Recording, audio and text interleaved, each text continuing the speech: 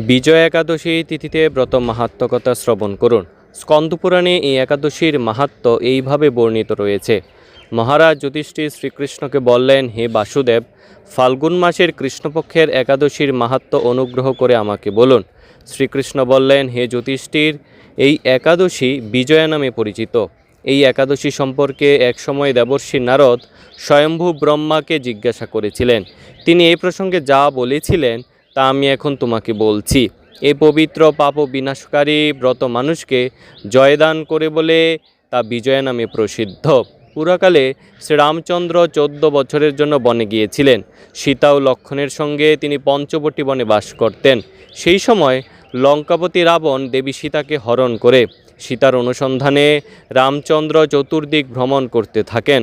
তখন মৃতপ্রায় জটায়ুর সাথে তার সাক্ষাৎ হয়। জটায়ু রাবণের সীতাহরণের সমস্ত বৃত্তান্ত রামচন্দ্রকে জানিয়ে মৃত্যুবরণ করেন। এরপর সীতা উদ্ধারের জন্য বানররাজ সুগ্রীবের সাথে তিনি বন্ধুত্ব স্থাপন করেন। ভগবান শ্রীরামচন্দ্রের কৃপায় হনুমান লঙ্কায় গমন করেন। সেখানে অশোক বনে সীতাদেবীকে দর্শন করে শ্রীরাম প্রদত্ত অঙ্গুরীয় আংটিটি তাকে অর্পণ করেন। ফিরে এসে শ্রীরামচন্দ্রের কাছে লঙ্কার সমস্ত ঘটনার কথা ব্যক্ত করেন। হনুমানের কথা শুনে রামচন্দ্র সুগ্রীবের পরামর্শে সমুদ্র তীরে যান। সেই দুস্তর সমুদ্র দেখে তিনি লক্ষ্মণকে বললেন, হে লক্ষ্মণ, কিভাবে এই অগাধ সমুদ্র পার হওয়া যায় তার কোনো উপায় খুঁজে পাচ্ছি না। উত্তরে লক্ষ্মণ বললেন, হে পুরুষোত্তম, সর্বজ্ঞাতা আদিদেব আপনি, আপনাকে আমি কি উপদেশ দেব?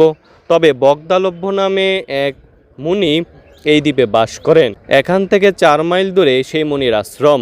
হে রাঘব, আপনি সে প্রাচীন ঋষিশ্রেষ্ঠকে এর উপায় জিজ্ঞাসা করুন। লক্ষ্মণের মনোরম কথা শুনে তারা সেই মহামুনির আশ্রমে উপনীত হলেন। ভগবান রামচন্দ্র ভক্তরা সেই মুনিকে প্রণাম করলেন। মুনিবর রামচন্দ্রকে পুরাণ পুরুষ বলে জানতে পারলেন। আনন্দভরে জিজ্ঞাসা করলেন, হে রামচন্দ্র, কী কারণে আপনি আমার কাছে এসেছেন তা কৃপা করে বলুন। শ্রীরামচন্দ্র বললেন, হে মুনিবর, আপনার কৃপায় সৈন্যসহ আমি এই সমুদ্র তীরে উপস্থিত হয়েছি। রাক্ষস রাজের লঙ্কা বিজয় করাই আমাদের প্রধান উদ্দেশ্য। যাতে এই ভয়ঙ্কর সমুদ্র উত্তীর্ণ হতে পারি তার উপায় জানবার জন্য আমরা আপনার কৃপা প্রার্থনা করি। মুনিবর প্রসন্নচিত্তে পদ্মলোচন ভগবান শ্রীরামচন্দ্রকে বললেন, হে রাম, আপনার অভীষ্ট সিদ্ধির জন্য যে শ্রেষ্ঠ ব্রত করণীয় আমি তা বলছি। ফাল্গুন মাসের কৃষ্ণপক্ষের বিজয়া নামক একাদশী ব্রত পালনে আপনি নিশ্চয়ই সৈন্যসহ সমুদ্র পার হতে পারবেন। এই একাদশী ব্রতের বিধি শ্রবণ করুন।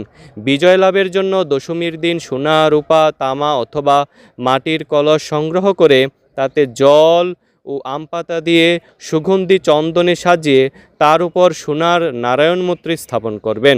একাদশীর দিন যথাবিধি প্রাতঃস্নান করে কলসের গলায় মালা চন্দন পরিয়ে উপযুক্ত স্থানে নারকেল ও গুবাক দিয়ে পূজা করবেন। এরপর গন্ধ, পুষ্প, তুলসী, ধূপ, দীপ, নৈবেদ্য ইত্যাদি দিয়ে পরম ভক্তি সহকারে নারায়ণের পূজা করে হরি কথা কীর্তনের সমস্ত দিন যাপন করবেন। রাত্রি জাগরণ করে অখণ্ড ঘি প্রদীপ প্রজ্বলিত রাখবেন। দ্বাদশীর দিন সূর্যোদয়ের পর সেই কলস বিসর্জনের জন্য কোনো নদী, সরোবর বা জলাশয়ের কাছে গিয়ে বিধি অনুসারে পূজা নিবেদনের পরে তা বিসর্জন দেবেন। তারপর ওই মূর্তি বেদজ্ঞ ব্রাহ্মণকে দান করবেন। এই একাদশী ব্রত প্রভাবে নিশ্চয়ই আপনার বিজয় লাভ হবে। ব্রহ্মা বললেন, হে নারদ, ঋষির কথা মতো একাদশী ব্রত অনুষ্ঠানের ফলে তিনি বিজয়ী হয়েছিলেন। সীতাপ্রাপ্তি, লঙ্কা জয়, রাবণ বধের মাধ্যমে শ্রীরামচন্দ্র অতুল কীর্তি লাভ করেছিলেন। তাই যথাবিধি যে মানুষ এই একাদশী ব্রত পালন করবেন তাদের এই জগতে জয়লাভ এবং পরজগতে অক্ষয় সুখ সুনিশ্চিত জানবে। হে যুধিষ্ঠির, এই কারণে এই বিজয় একাদশী ব্রত পালন অবশ্যই কর্তব্য।